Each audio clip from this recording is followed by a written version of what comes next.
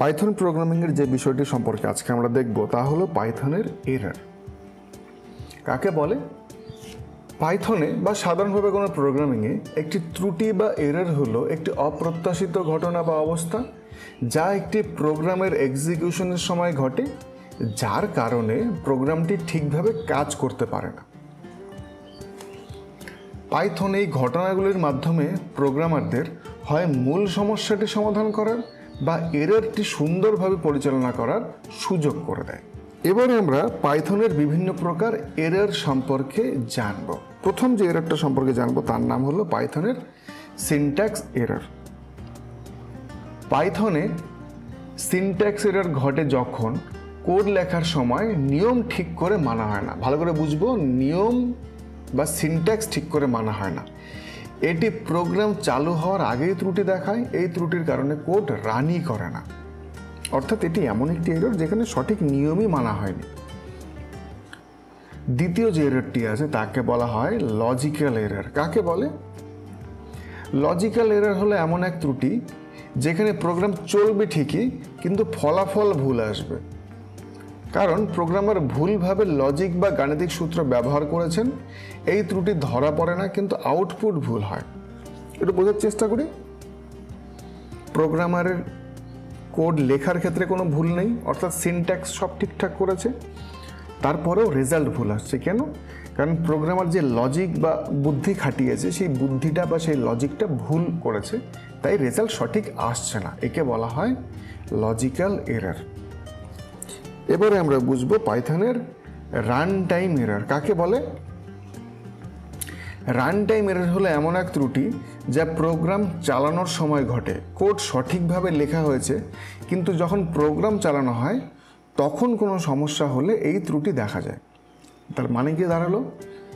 এখানে syntax error নেই এবং লজিক্যাল এররও নেই।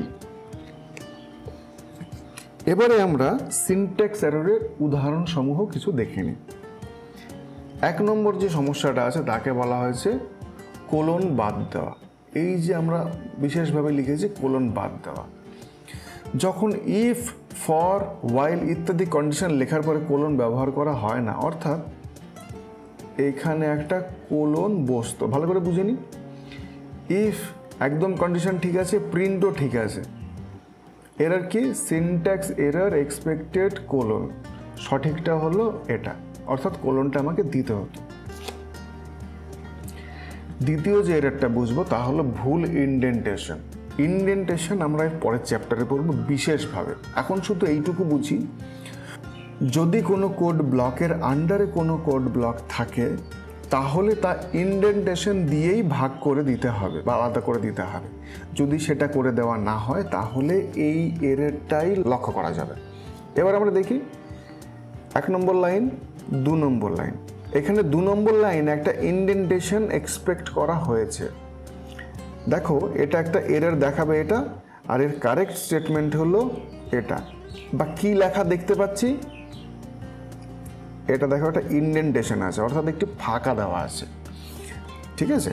এই ফাঁকাটা দেওয়া না থাকলে ইনডেন্টেশন হলো না বা কোডও বুঝতে পারছে না যে তুমি ইনডেন্টেশন করেছো, বা নিচের লাইনটা ওপরের লাইনের আন্ডারে। ঠিক আছে? এবারে যে এররটা দেখব সেটি হলো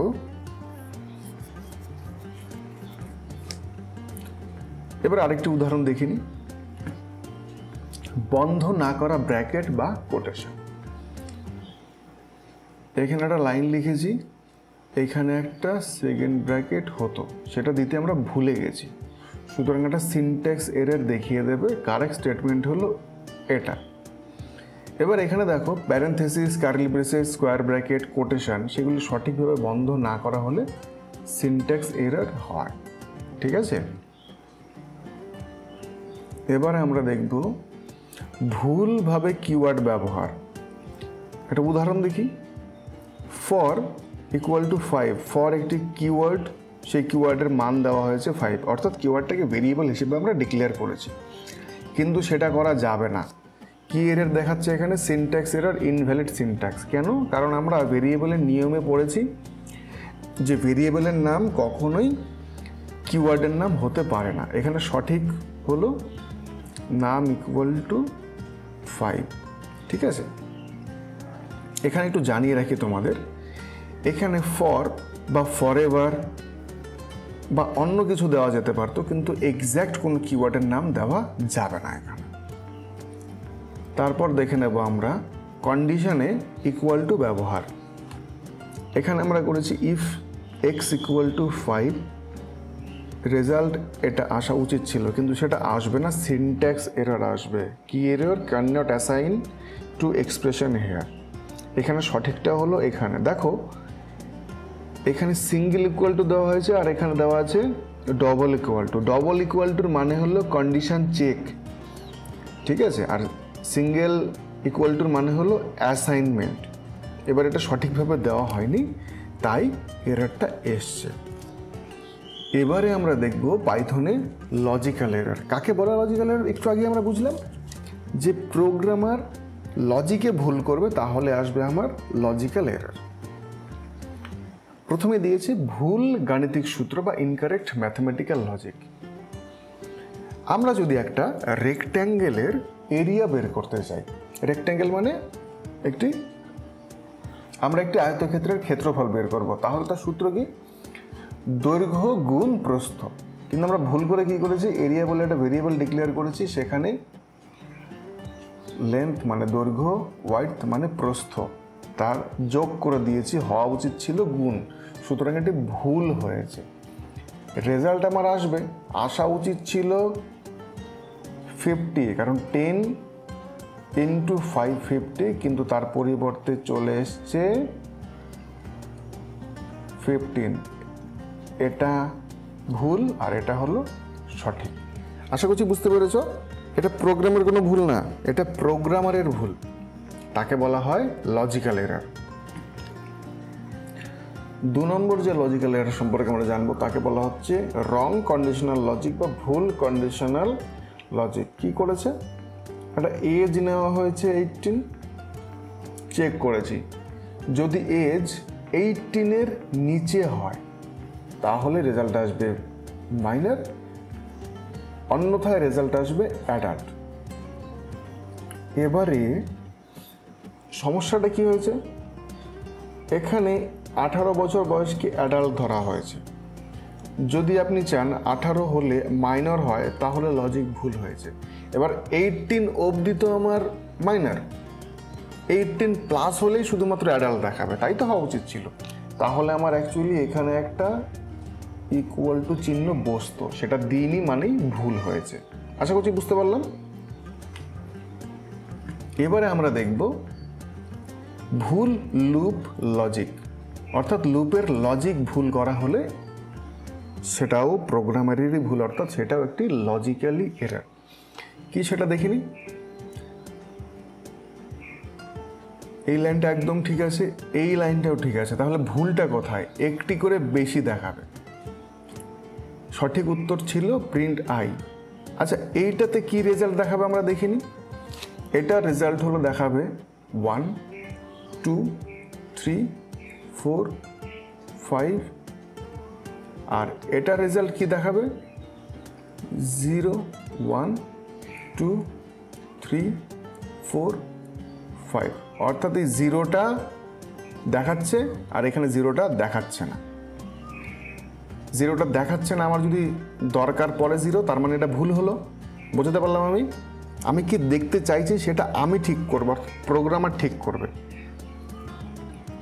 এবং সেখানে যদি ভুল করি তাহলে সেটাকে বলা হচ্ছে লজিক্যাল এরর। এরপর আমরা দেখে নেব কোড ব্লক ভুল জায়গায় রাখা। Marks equal to 30, if marks greater than equal to 50, তাহলেই রেজাল্ট আসবে পাস্ট, এবং সবার জন্য রেজাল্ট আসবে কংগ্রাচুলেশন, কারণ এটা ইনডেন্টেশনে নেই। এই 4 নম্বর লাইনটা, এই লাইনটা লক্ষ্য করো, এই প্রিন্ট কংগ্রাচুলেশন এই লেখাটা না সবাইকেই দেখাবে, এটা তো উচিত ছিল না সবাইকে দেখানো, সুতরাং এটি ভুল হলো। কি ভুল হলো? ইনডেন্টেশনটা আমরা সঠিকভাবে দিইনি, তার মানে প্রোগ্রামার জাজ করতে পারেনি যে অ্যাকচুয়ালি ইনডেন্টেশন এখানে দিতে হবে, সুতরাং এটাই একটা এরর। এবারে আমরা দেখব ভুল ভেরিয়েবল ব্যবহার। দেখি এক্স একটা ভেরিয়েবল নিয়েছি যার মান 10 অ্যাসাইন করেছি, ওয়াই একটা ভেরিয়েবল নিয়েছি মান 20 অ্যাসাইন করেছি। এবার এক্সের ভিতরে আমরা ভ্যালু পাস করেছি, কি ভ্যালু? ওয়াই প্লাস 5, সেটা যোগফল হয়ে এক্সে ঢুকবে। রেজাল্ট আসছে সাম এক্স প্লাস জেড। এবার প্রথম প্রশ্ন হলো জেড কোত্থেকে গেল এখানে? জেডকে তো আমরা ডিফাইন করিনি, সুতরাং অটোমেটিক এখানে এসে প্রিন্ট হতে পারবে না, এখানে একটা এরর হয়ে গেল। তার মানে প্রোগ্রামার এখানে হয়তো জেডের পরিবর্তে ওয়াই ব্যবহার করতে চেয়েছিল, হয়তো এই ওয়াইটাকে ব্যবহার করতে চেয়েছিল, ভুলবশত এখানে জেড লিখে দিয়েছে, বা অন্য কিছু চিন্তা করেছিল যেটা টাইপিংয়ে ভুল করে ফেলেছে। এটাকে আমরা লজিক্যাল এরর হিসেবে ধরব। আশা করছি বুঝতে পেরেছ। এবারে আমরা দেখব রান টাইম এরর কাকে বলে। সিনট্যাক্স এররও হবে না, লজিক্যাল এররও হবে না, প্রোগ্রাম চলার সময় হঠাৎ কিছু সমস্যা দেখা দেবে, সেইগুলোকে বলা হচ্ছে রান টাইম এরর। প্রথম যে এররটা দেখব তাকে বলা হচ্ছে জিরো ডিভিশন এরর, অর্থাৎ শূন্য দিয়ে ভাগ করা। পাইথন বলেছে যে শূন্য দিয়ে কোনো কিছুকে ভাগ করা যাবে না। দেখিনি,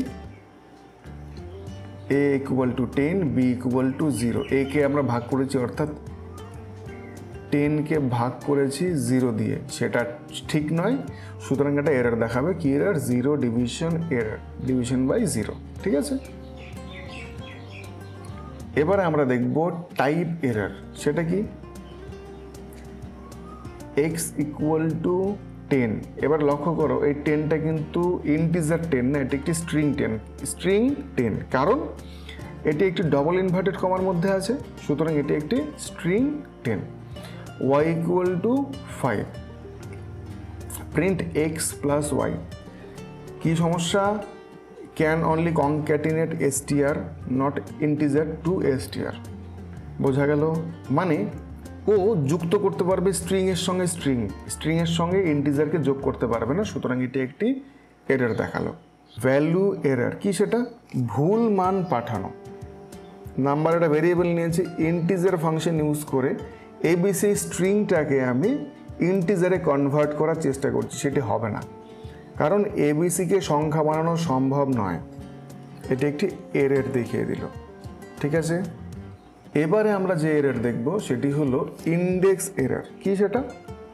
আমরা একটি লিস্ট নিয়েছি এলএসটি নামে, সেখানে ভ্যালু দিয়েছি 1, 2 এবং 3, প্রিন্ট করেছি এলএসটি 5, অর্থাৎ ইন্ডেক্স 5-এ যা আছে সেটা প্রিন্ট করো।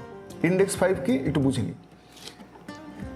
লিস্টের প্রথম ডেটা হলো ইন্ডেক্স 0, তারপরটা ইন্ডেক্স 1, তারপরটা 2, তারপরটা 3, 4, 5, অর্থাৎ এরপর আরও 3টি ডেটা থাকলে সেটা হতো ইন্ডেক্স 5, অর্থাৎ এই ডেটাটা আমার দরকার ছিল, কিন্তু সেটা তো নেই, সুতরাং আমার রেজাল্ট দেখাবে কি? Index error, list index out of range. বোঝা গেল? ইন্ডেক্সে সঠিকভাবে লিস্টে আমরা সঠিকভাবে ইন্ডেক্সিং করিনি, তাই এই এররটা দেখালো। যদি আমাকে এখান থেকে এই 2টাকে প্রিন্ট করাতে হয় তাহলে আমাকে দিতে হতো এখানে অ্যাকচুয়ালি 5-এর পরিবর্তে 1 লিখতে হতো। 1 লিখে দিলেই এটা রেজাল্ট আউট হয়ে যাবে। বোঝা গেল? এবারে আমরা দেখব কি এরর বা ডিকশনারিতে ভুল খোঁজা। কি সেটা? একটা ভেরিয়েবল নিয়েছি পার্সন, সেখানে আমরা একটা ডেটা ভরেছি, সেটা ডিকশনারি ডেটা, নেম হলো তার কি আর উজ্জ্বল হলো তার ভ্যালু, অথচ আমরা প্রিন্ট করেছি দেখো পার্সন এজ। এবার এজটা কি? এজ হলো একটা কি, অথচ এই কিটাকে তো ওই পার্সন ভেরিয়েবলে গিয়ে খুঁজে পাচ্ছে না, সুতরাং একটা এরর দেখালো। এটা এররটাকে বলা হচ্ছে কি এরর। মানে এমন একটা জিনিস আমি প্রিন্ট করতে চাইছি যেটাকে আমি ডিফাইনই করিনি, সেটা সম্ভব নয়। এবার আমরা দেখব নেম এরর। কি সেটা? লক্ষ্য করো, প্রিন্ট টোটাল আমরা প্রিন্ট করে দিয়েছি। প্রশ্ন হলো টোটালটা কি? টোটাল তো ইজ নট ডিফাইন্ড, অর্থাৎ টোটালকে তো বলাই হয়নি পাইথনকে যে টোটালটা কি, সুতরাং এটা এরর দেখাবে। বোঝা গেল? এবারে আমরা দেখব ফাইল নট ফাউন্ড এরর। সেটা কি? ফাইল যদি পাওয়া না যায় সেটাকে বলা হচ্ছে file not found error. F একটা ভেরিয়েবল নিয়েছি, ওপেন একটা ফাংশন ইউজ করেছি, এখানে data.txt বলে একটি ফাইল, এটিকে ওপেন করতে বলেছি কোন মোডে, রিড মোডে। এবারে সমস্যা হলো এই ফাইলটা যেহেতু খুঁজে পাচ্ছে না তাই এরর দেখাবে, বাকি এমনি সিনট্যাক্স একদম ঠিক আছে। বোঝা গেল? আজকে আমরা এরর সম্পর্কে কিছুটা ধারণা নিতে পারলাম। এখন আমরা যে এররগুলো জানলাম এছাড়াও আরও কিছু এরর রয়েছে, তবে সবগুলো আমাদের জানার দরকার নেই। আমাদের এই মুহূর্তের জন্য এই এররগুলো জানাই সাফিসিয়েন্ট বা মোর দ্যান সাফিসিয়েন্ট বলা যেতে পারে।